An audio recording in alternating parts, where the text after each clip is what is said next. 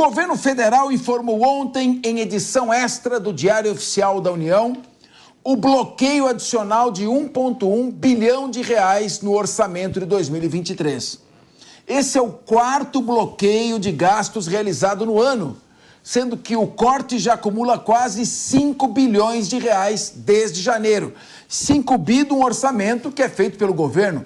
Nesse novo bloqueio adicional, os ministérios dos transportes, cidades e integração foram os mais atingidos. A pasta de transportes perde 394 milhões de reais. A das cidades, 228 milhões de reais. E a da integração, 226 milhões de reais. O contingenciamento é feito para atender ao limite de gastos que existe no ano. Ou seja, na prática, todo valor que ultrapassa o limite de gastos precisa ser bloqueado. Ricardo Rous, é isso que eu estou falando. Emenda parlamentar é um recurso legítimo dos deputados. Só que emenda parlamentar tem a seguinte lógica. O deputado pega aquele recurso do orçamento, tira do orçamento e manda para onde interessa para ele eleitoralmente. Ele manda para a sua base eleitoral. Quando o dinheiro está no orçamento, o governo faz um planejamento. Ou seja, quem precisa mais, eu vou mandar o dinheiro para quem precisa mais, independentemente do interesse eleitoral do deputado que domina aquela região. E áreas. Agora, você está falando em 47 bilhões de reais de emenda parlamentar e tem que cortar 5 do orçamento, então isso é uma falta de planejamento e uma falta também de colaboração do Centrão, que precisa ter um pouco mais de espírito público.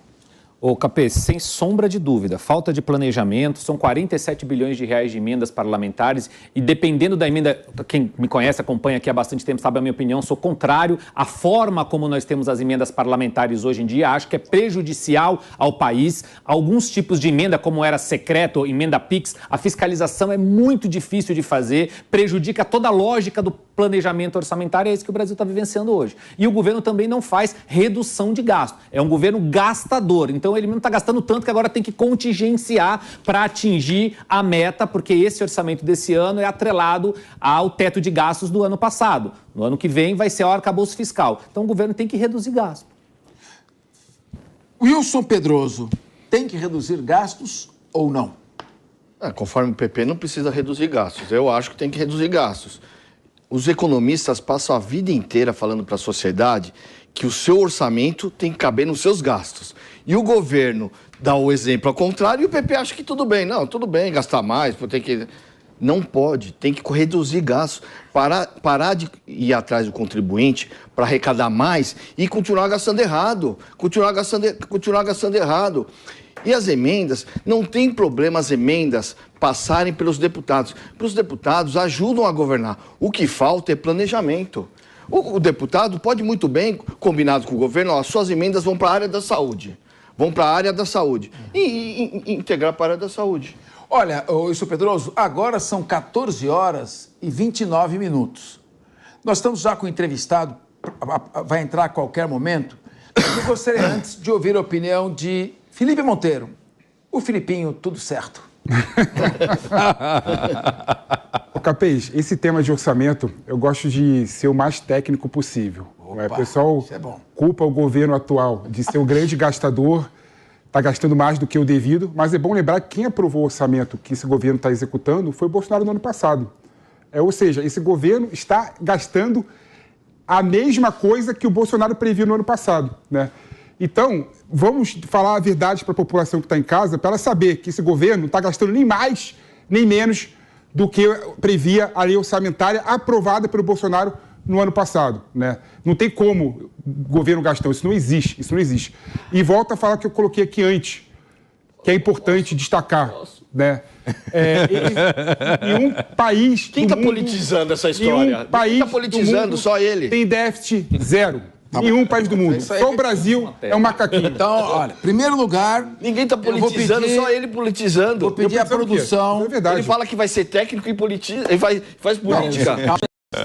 Em primeiro lugar, eu vou pedir à produção que deixe gravada essa frase do Felipe para a gente repetir todas as vezes. Um país do mundo tem déficit zero. Então, vamos gastar e ter déficit. Segundo lugar, é uma meia-verdade o que ele disse. Porque este orçamento, de fato, é verdade que foi votado no governo anterior.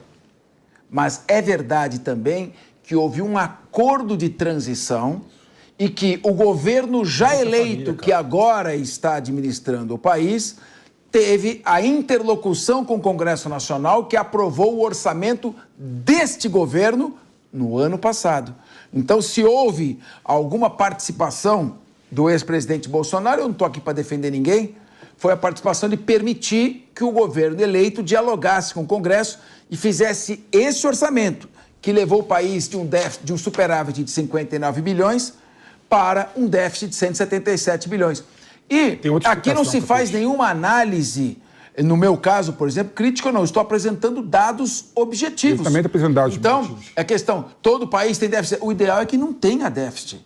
O ideal é que ter déficit é uma prática administrativa equivocada. Você precisa ter superávit. Com base em qual Estado de São Paulo, o Estado de São Paulo sempre trabalhou com superávit. O Estado de São Paulo não trabalha com déficit há mais de 20 anos. É o estado mais rico e desenvolvido do país. Poderia ser muito melhor. Essa questão de dizer que precisa ter déficit é você gastar mais do que arrecada, descontado o pagamento de juros da dívida. Então, é realmente, a meu ver, o governo que gasta mais do que arrecada é como um carro acelerando em direção ao poste. Uma hora vai colidir. Cristiano Vilela, senão fica só o Felipe Monteiro que fala aqui. Qual a sua opinião? Eu concordo totalmente com você, Capês.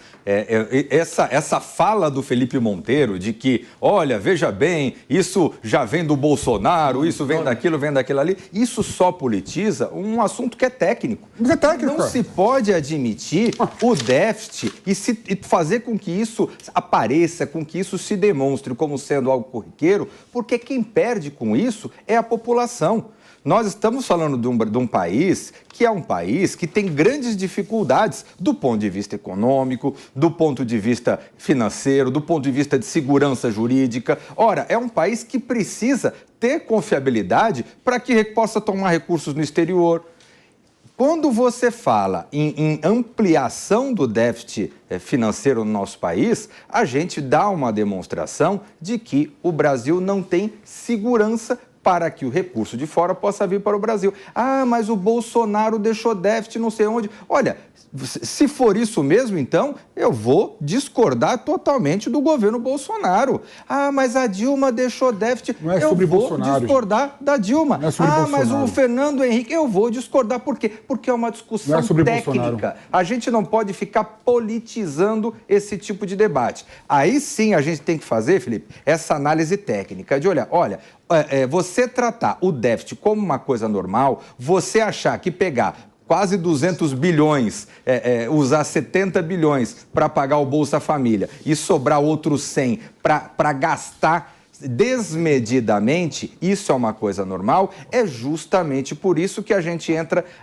crise atrás de crise e o que se avizinha no nosso país, caso continue desse jeito, caso não seja dado um freio nessa gastança, é uma crise como a que nós tivemos no governo Dilma, por exemplo, que todos nós lembramos disso. É o contrário. Bom, o Felipe Monteiro vai ter a palavra novamente para fazer a sua réplica, até porque quem se lembra do período da hiperinflação, em que você tinha inflação de mais de 80% ao mês, que depauperava o salário do trabalhador, o que isso gerava? Por causa desse desequilíbrio fiscal. Isso sempre foi um fator gerador de emissão de papel moeda e, consequentemente, de inflação. Então, zerar o déficit fiscal é um compromisso, um paradigma imprescindível para que você mantenha a inflação sob controle e não puna aquele que vive de salário.